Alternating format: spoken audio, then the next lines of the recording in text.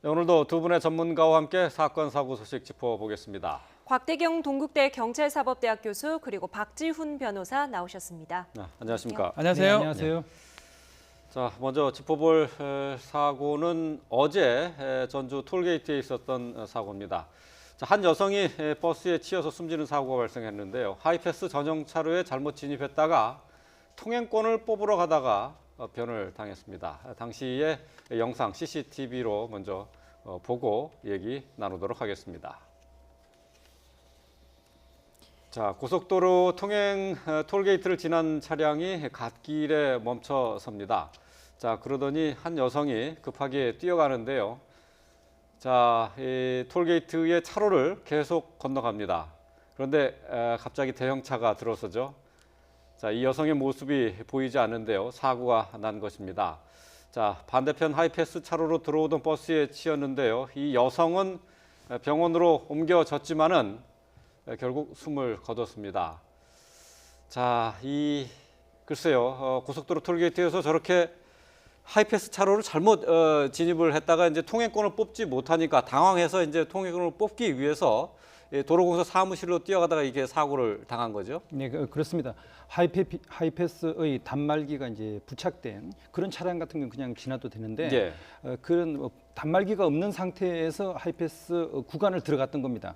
그런데 이제 통행권이 없으니까 깜짝 놀라가지고 네. 차를 갖다가 갓길에 이제 세우고 그리고 이제 통행권을 뽑기 위해서 이제 길을 건너온 그런 상황입니다. 예, 그런데 예. 이제 문제가 일단 그 고속도로에서 길을 걷는 것도 문제고요. 만약에 이 상황이라면 사실은 이제 지하에 통로가 있습니다. 그래서 계단을 예. 통로해서 이제 지하로 이제 갔으면 하는 그런 아쉬움이 있고 또 하나는 고속도로 운전자도 앞에 그 여성이 있다면 주의를 해가지고 속도를 줄이고 하는 그런 좀 신경을 썼으면 하는데 그런 모든 것들이 잘못되면서 이런 사고가 났다 예. 하는 이제 그게 이제 아쉬움이고 이제 또 문제는 이게 운전자가 간 게 아니고요. 예. 운전자가 아니라 옆에 있는 동승했던 동승자가 사람, 갔죠. 예, 이 예. 사람이 통행권을 갖다 뽑으러 이제 들어왔다면은 과연 이제 운전자가 표를 뽑아 오라고 이제 시켰는지 이 부분도 지금 뭐 관심을 기울이고 있지 않지만 확인을 해야 할 그런 어떤 문제가 아닌가 생각합니다. 예. 네,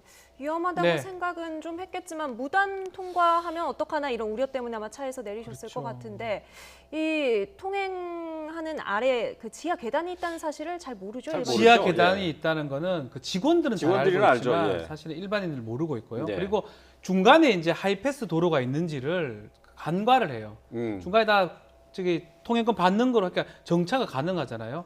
그렇기 때문에 빡빡 이게 차가 막 쌩쌩 갈지를 생각을 하지 않고 넘어가는 경우도 있고요. 예. 근데 사실은 우리가 착각하고 있는 게 나중에 도착지에서 하면 다 알아서 정산을 해줍니다.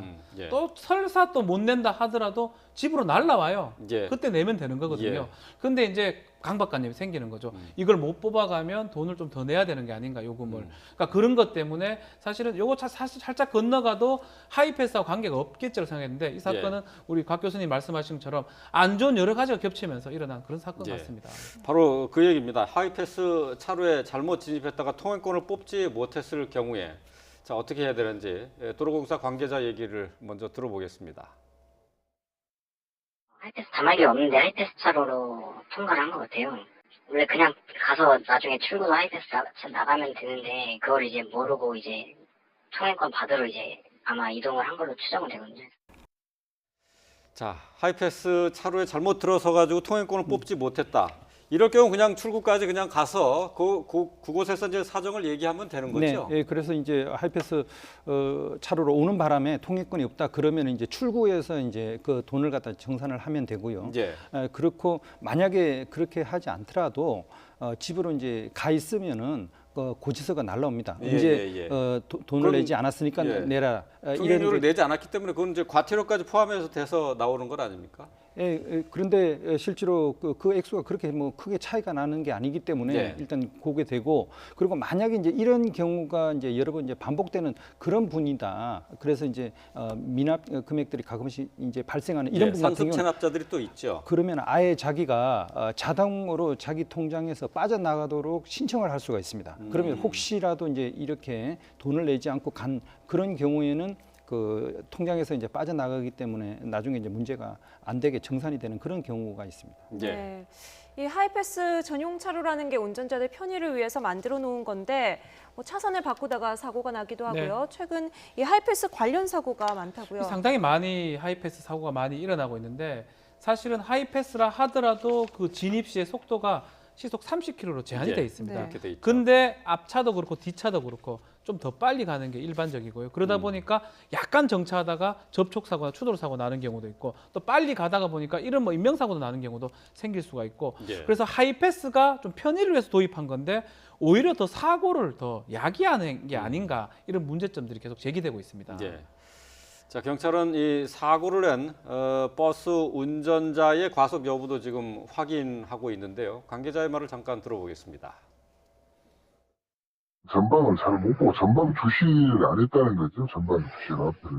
그러니까 그냥 못 봐버렸다고 그러는데 속도를 이제 그 과속을 잡고 그런 것은 아니기 때문에. 네.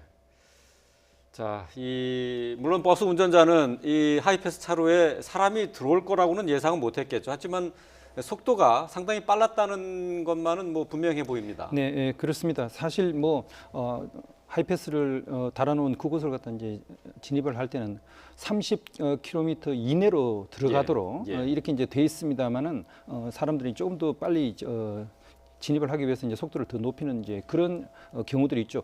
그러더라도 운전을 하는 사람이 가장 기본적인 것이 전방 주시 아닙니까? 예, 예. 그래서 앞에 혹시라도 어떤 뭐 사람이라든지 물건이라든지 어떤 교통을 방해할 수 있는 위험물이 있는지를 항상 주의를 기울이고 주시하는 그런 의무를 좀 소홀하게 한 게 아닌가 하는 아쉬움이 있습니다. 예. 네, 이 사고를 당하신 분도 사실상 이 고속도로를 보행하면 안 된다, 또 무단 보행해서는 안 된다는 법을 어겼는데 네.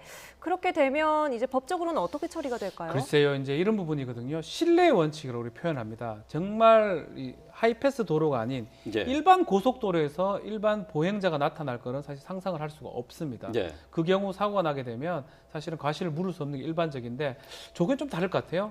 통행하는 데는 뭐 일반인이 아니더라도 요금 징수원이라도 뭐 나올 수가 있는 가능성이 있거든요. 예. 더더군다나 만약에 30km가 아닌 그 이상의 속도를 냈다 그러면 과실이 있다고 봐야 될 것 같고요. 과실에 의해서 교통사고로 사람을 죽게 하면 교통사고 처리 특례법이라든지 업무상 과실치사로 처벌을 받게 됩니다. 예. 아마 그런 부분들을 경찰에서 보지 않을까 생각이 됩니다. 예. 자, 고속도로에서 통행하지 할 수가 없는데, 자, 톨게이트에서 통행하다 교통사고가 난 경우 40대 여성의 그 사망사고 소식을 함께 짚어봤습니다.